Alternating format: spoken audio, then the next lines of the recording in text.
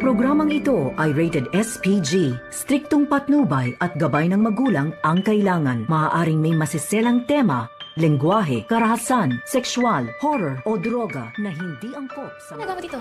Dadalawin ko lang sana si Lolo. Wala naman si ano dyan, diba? Si... Narito na nga ang ating pagkabangan ngayong Sabado sa abot kamay na pangarap. Nasalubong naman dito ni Annalyn Santos itong si Justin. At tinanong niya ito na kung ano daw ang ginagawa ni Justin dito sa Apex. At ang sagot naman ni Justin dito kay Annalyn na gusto lamang daw niyang dalawin ang kanyang lolo bago bumalik ng US. At wala naman daw dito sa Apex itong si Giselle.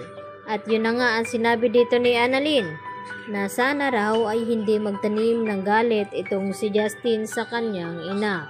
At dito rin na humirit itong si Annalyn at sinubukan na hingian ng tulong itong si Justin kung pwede sana ay tulungan siya nito na mag-organize dito sa tinutulungan noon ni Don Pepe na mga bata sa foundation na tuwing Pasko ay namimigay nga ito ng regalo.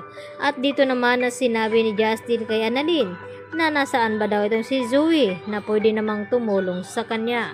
At dito nga na sinabi ni Annalyn na nagbabakasyon daw itong si Zoe kasama itong si Moira. At maya-maya nga ay tinanggihan ni Justin at nagsorry siya dito kay Annalyn dahil hindi daw niya ito matutulungan. At dito naman na sinabi ni Annalyn na okay lang naman daw at maghahanap na lamang siya na pwedeng makakatulong sa kanya.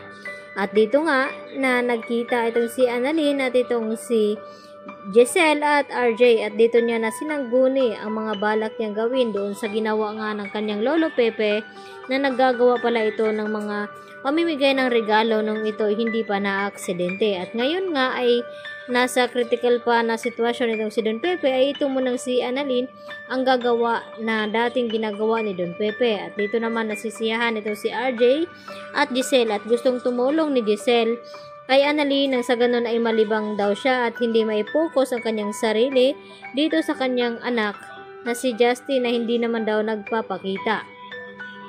At dito nga na pinangako ni RJ kay Giselle na tutulungan nga daw niya na makapag-usap itong si Giselle at Justin. Subalit tila mahuhuli na nga ang lahat dahil nabalitaan nga ni Giselle na babalik na nga sa US itong si Justin. At dito rin nahuli niyang dinalaw ang kanyang Lolo Pepe at laking gulat ni Justin nang makausap niya itong si Don Pepe na may nahon ay nagpaalam ito.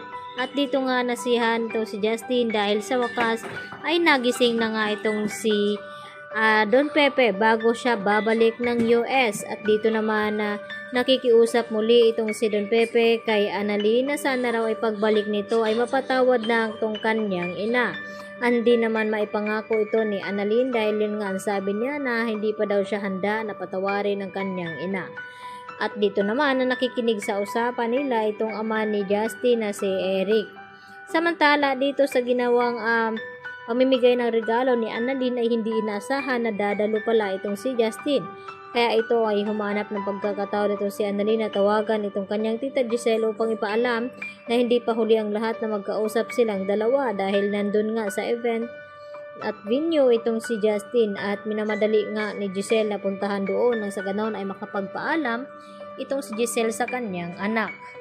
At yan nga ang ating pakatutukan kung maaabutan pa ba ni Giselle itong kanyang anak dahil mapapansin ni Justin na tila may tinatawagan nga itong si Annalyn. Samantala, tuwang-tuwa naman itong si Lynette na nakakita ng Christmas decor dito sa bahay ni Carlos at sinorpresa naman siya nito.